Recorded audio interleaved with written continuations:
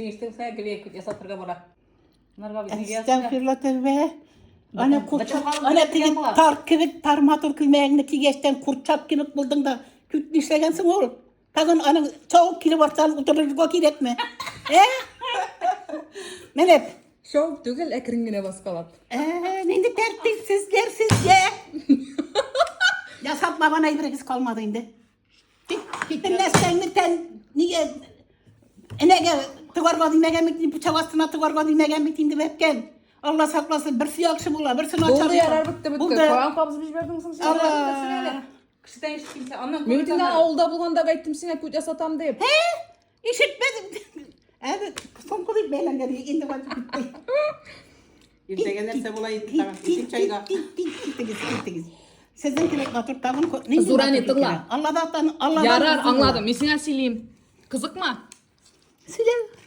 Ben şundan bilden alalar da jırna eme bilden. Allah koy. Korkan korar bana korkan. Bilden ala da kutka koyayım da bitti. Allah tüyle Anda bilinde köp jir. Köpkete varlık.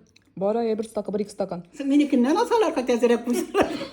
Anda bitin da mi anlık hatlık zor kut pirek mi bitin de zurani. Aman kadarlık. Allah koy. Anarlarının içi oturup erisin maşina var.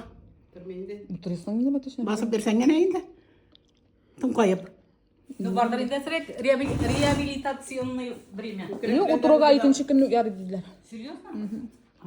Ağır haller. Keşke kirekli operация satırma gereği ya. Zurani far bitin de времена другие. Farep. Yasak kanları farep indi. Kit indi, kit bana. Yumde matur bitinde. Benim ploski kut. Çıkıp tıratırlan kireği. İyi ezrek.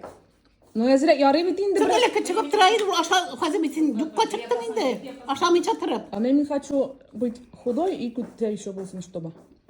Annen çeperge, bundan alır. Vay gidip çıkı çeperge, güresin. Rada o bir tıştan gene olsa yaram indi. Mene bit bu magasin jetesin.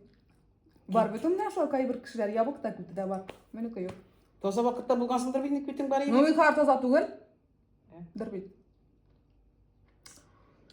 Интересно, gana balık ses. Attırayım. Ben tanrısım da kelime var. Ya attın ama bana. Söyle ne gezdi atu. Ana bit anisiliktir.